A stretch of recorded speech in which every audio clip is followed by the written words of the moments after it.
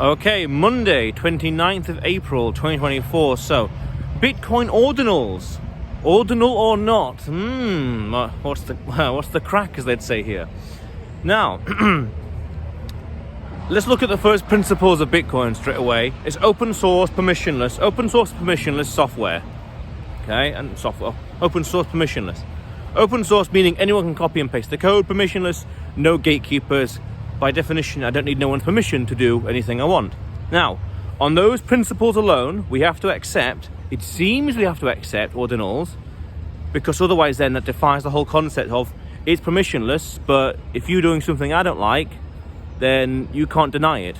You can't deny me, just how I can't deny you, by definition, as a first principle. Now, what does that mean then? It means that, within reason, anyone can use the software in any kind of way they want. It doesn't mean you have to support the technology, doesn't mean you have to support the transactions, doesn't mean you have to support the technology development or the ecosystem, but you can't deny it. As a first principle, the maths is the maths. It is what it is. It's permissionless and open source. Therefore, you can't argue against it. You cannot support it, you cannot support the transactions, things like that on the network, by all means, but as a first principle, this kind of innovation is going to happen, whether you like it or not. Now, does the technology ordinals and runes, but I don't know anything about that, I just hear some stuff. Well, maybe to my chagrin, don't know. Does that interfere with the monetary angle, the aspect, the first principles of Bitcoin in a sense as a new base layer of money? Well, yes, no, maybe. You could say, it clogs up the blockchain or the timestamp, the time chain with other transactions with spam. Yes, no, maybe. Okay, well, maybe. But does it affect other first principles of Bitcoin in a sense of savings or savings technology or the halvenings or whatever else? As far as I can see, no. Okay, fair enough. I'm always learning, fair enough. But, okay, now, transactions. You could say, it clogs up the timestamp with spam transactions and therefore it's not as effective nor efficient, not good for the network as a whole. Perhaps, yes. However, the interesting angle on that is it means that the miners have a way to transition from the block reward subsidy to the transaction fees from ordinals, and that's good. Isn't that good for the ecosystem as a whole? In a sense of, in 100 or so years from now, when the block reward, the 40th halvening, goes to zero, there'll be no more subsidy. How are the miners, or the auditors we could say, going to continue? How is it good for business for them? How is it sustainable for the miners and the ecosystem? You tell me. They will need higher transaction fees, they'll need something else, other ways of making money on the network. Okay, so what does that mean? It means this ordinals thing could be good for them. It could be good for them. I'm not a miner. I don't know the situation. Yes, no, maybe. But if it means that the miners pay or get more money, people are paying for their NFTs, their ordinals, the ordies to go through, then isn't that good for the miners? Now, on the surface, it might be. It seems to be. It appears to be. Again, I'm not a miner, so in the truest sense, I can't tell you. But then you can say, right, because it's permissionless, we don't like these ordinals, but what does that mean? And if you're an auditor or a miner, you don't have to process these transactions. Yeah, you don't need to. Again, it's permissionless. You can do what you want in that sense. But that means then there's less spam, we could say. Less spam, because if that miner is willing to approve those transactions, but he's not, then he's deciding not to do it ideological reasons, as in not clogging up the time chain with spam. But on the flip side, he's not earning money, i.e. satoshis or dollars or whatever else. Okay, fair enough. Incentives, interesting, fair enough. Now, is that good or bad for the network as a whole? You could argue for the market to decide, for future historians to decide, but if it's increasing sustainability, in a sense of when the last halvening happens in 100 years from now, isn't that a good thing? And I mean that in a sincere question, in a sincere way, non-rhetorical, so a legitimate question. Sincerely, isn't that good? Because then it's more sustainable, because as 200 years from now, when the block subsidy goes to zero, how are miners going to make money for transaction fees? Okay, well, if there's different kinds of transactions, if there's technology today that we can't imagine or can't even fathom, that's going to be invented in the next 10, 20 years, that increases transaction fees on the base layer, on layer one, on Bitcoin's timestamp itself, isn't that a good thing for the whole ecosystem? Now again, I mean that sincerely. Technologically speaking, I do not know. But it's a question worth asking. That's why I'm doing the whole video. And that's why it seems that the ordinals are good for the miners, because then they have more revenue sources in the future. Again, you could say spam, whatever else. And people have said, oh, email has also spam emails as well.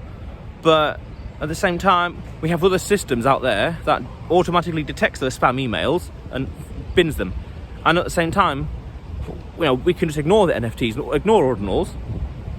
Again, it's permissionless. And again, we're adults. As I said loads of times on this channel, you can do what you want as long as you can face the consequences. You don't have to bother with the ordinals. You don't have to bother with that technology. You can ignore it to your benefit, to your advantage or disadvantage, by all means. And just use it as the technology itself, as in a savings mechanism. Yeah, great. What's the problem? If they want to do ordinals, but I don't, but they do, and whatever else, so what's the problem? Does it affect the Bitcoin's first principles? Decentralized, fixed supply, money you can earn, money you can spend, apolitical. No, it doesn't. Again, because it's open source software, it's permissionless, so it can do anything, and it's going to continue as normal. So, some would say, innovate, don't criticize, or criticize but innovate. Don't we want more innovation on the network itself? More technology, more open source code? Isn't that a good thing? I mean, again, rhetorically. I'm not a coder, but asking a rhetorical question. Don't we want more innovation? Because some would also say that's what the altcoins are for, where they're doing all the experiment and see what works in terms of NFTs or ordinals or whatever else, and then bring it onto a decentralized network, i.e. Bitcoin. Why not? Again, first principles is open source and permissionless. Okay? Doesn't mean you have to like it, doesn't mean you have to support it, but it is what it is. You can't deny that. And as long as it doesn't affect the base code itself, the technology, what it does inherently as a new form of savings, then a bit of a flippant question, what's the problem? Of course, always learning, always taking in new ideas, but what's the problem? Maybe I might learn something new in a year from now, don't know. But that's the way I see it. It's good, isn't it? Isn't it good for the miners? They get more transactions, they get more revenue. Therefore, the network can be more long-term sustainable. Once all the halvenings are done in 100 or so years from now, again, 100 years, but first principles, it will happen mathematically. So, what's going to happen? How are they going to make money? People say, Bitcoin lasts 1,000 years. Sure, but what happens after the final halvening? Okay, I don't know. That's 100 years from now. So that's the way I see it. And then the other interesting thing is the whole NFT side is why does the artwork themselves have to be generally so unappealing? Let's use that word, compared to say more classical romanticism art or whatever else. Now I ask that kind of in a artistic, art critic kind of flippant, curious way. That's a little tidbit, a little extra. But why can't we have beautiful art on ordinals? I don't know. Again, I'm not an artist. I'm not an art critic. I'm just a guy in a park just talking to a camera. But okay, whatever.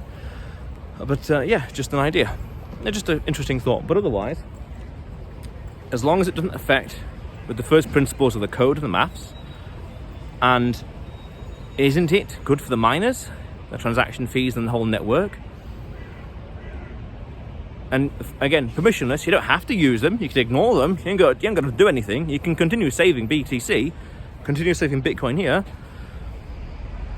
Then I kind of say flippantly, isn't any innovation good?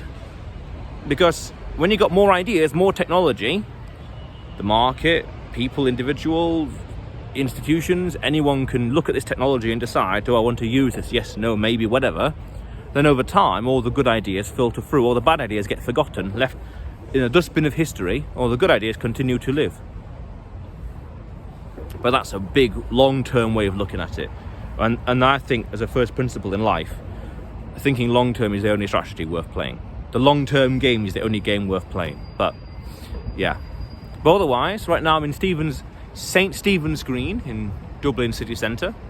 Nice little park here. Yeah. And you will see me tomorrow.